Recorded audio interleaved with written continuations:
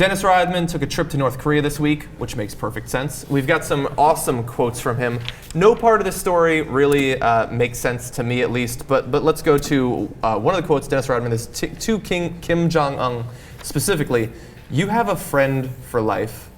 He said that in front of tens of thousands of North Koreans. Yeah. Look, this is a funny story because Rodman is a total goofball, right? Yeah. But at the same time, it's got a serious side too. I'm going to be a downer about it right from the get-go, but like, don't help their propaganda. That's all he's doing. He wasn't just being polite. He at some point he realized, oh my God, my life is in danger here. No, maybe. Right, I got to get out of here. This is a friend for. This is a great guy. Yeah. Please give me more food. I don't know what I would say to if I met the dictator of North Korea when I'm in his own country. I'd probably be like, yeah, I'm gonna keep in touch, dude. I'm gonna be emailing you. We'll be Facebook friends. Oh yeah. So man, I'm gonna retweet everything you send. Yeah, I would also worry, but celebrities, when celebrities, you know. Yeah, I guess that's a good point. They from one basketball legend to another. But anyway, we got two other quotes from him. The first, "I come in peace. I love the people of North Korea." This was tweeted out. I actually don't know. Did anyone think that Dennis Rodman was going to declare war? Yeah. Well, yeah, that too. But also, it's not like many North Koreans are able to read that. I doubt they have access to Twitter.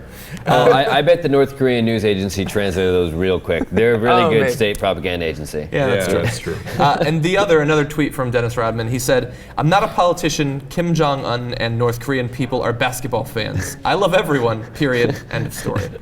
This is how JR was earlier describing him and trying to understand the psychology of this. He's a fan of people, I guess. Yeah. So what do you think about this whole trip? Well, he also said that Kim Jong Un was awesome. Okay, and he said, he said I like him. Then he repeated several times. No, I love him. Mm-hmm. I love him. No, it's an absolute disaster. Look, why did he do it? And Vice is part of doing this documentary. Vice is a really respectable, great organization. They do great documentaries. I'm a little worried about this one because it's one thing to go get really interesting footage from North Korea, etc. It's another thing to help their propaganda. Maybe this is the only way they could get the access they wanted. Because they know this is going to get covered. They bring someone who's going to act like a goofball. So let's see what the final product does, right? Yeah, right? But yeah, I mean, and I think, look, like you have, was it Meta World Peace? You know, basketball changed his name for that, and I don't think it's necessarily a bad thing to have a public figure. I mean, North Korea is demonized so much that it is sort of odd, in fact, that the only one actually who's saying like, no, we love everybody, is this celebrity who everyone is going to dismiss for saying it. But I think saying you expressing solidarity with the people of North Korea is not necessarily, but you don't want to be generally praising any political figure at any time if one can avoid it. Yeah, and look, he said not only is Kim Jong Un, but his father and his grandfather were great leaders. But that's literally what they call themselves, great leader and dear leader. And so, no, you can't do it. Yeah, I mean, to the rest of the world, it's irrelevant because we know Rodman's a clown, right? And Occam's razor, the most obvious explanation is that Rodman is stupid and he doesn't know any better, right?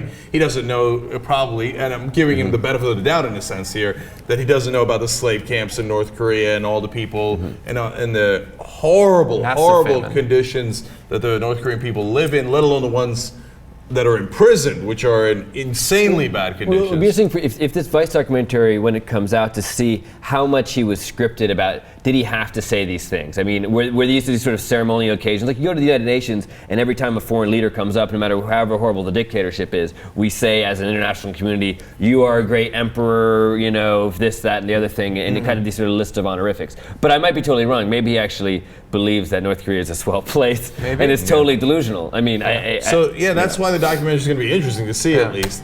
But for the short term, the damage is that the North Korean people get fed that propaganda, and they have such little access to the outside world, so it justifies the dictator by saying, well, there's this famous American that came in and said he's awesome and he's a great leader, and and so it feeds into the nonsense that they feed their people. Yeah.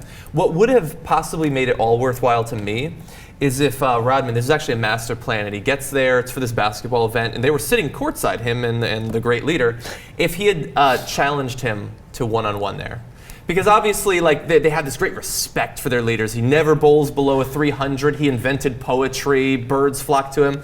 I think that the footage on That YouTube. was his dad, to be fair. Well, yeah, that's true. But the footage of him stumbling all over himself trying to dribble, that would have made it all worthwhile. Yeah, you're right. You're right. Because That would have taken down the whole regime. Because they have all, you're right, they have this whole mythology, and it involves sports, how awesome they are at sports. I think, I always forget the exact score, but like his dad once shot a 27, I think on a par 72.